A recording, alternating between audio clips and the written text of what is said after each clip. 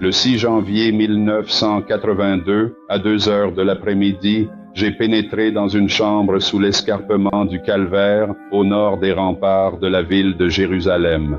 Dans cette chambre se trouve l'Arche d'Alliance, la table des pains de proposition et plusieurs autres objets que je n'ai pas vus. Ils étaient recouverts de peaux d'animaux, de planches puis de pierres. Nous avions creusé le long de cet escarpement. Nous avions trouvé 3 découpes dans le mur, comme une bibliothèque encastrée. Nous savons, grâce à la vallée au nord de Jérusalem, que les anciens rois et dirigeants taillaient ces choses dans les falaises près des zones peuplées, ou là où beaucoup de gens passaient, et ils y plaçaient des plaques de pierre ou autres portant des messages. Nous avons trouvé les découpes, nous avons trouvé le trou de la croix.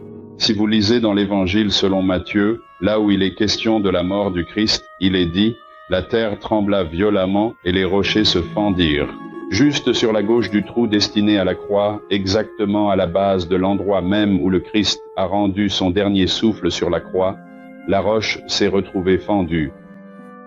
Après la mort du Christ, lorsque le centurion a planté sa lance dans la rate du Christ et que le sang et l'eau sont sortis, cela a coulé à travers cette fissure. Cela a atteint le propitiatoire de l'Arche de l'Alliance que Dieu avait fait cacher dans cette chambre 600 ans avant la mort du Christ. Maintenant, quelle est la signification de cela?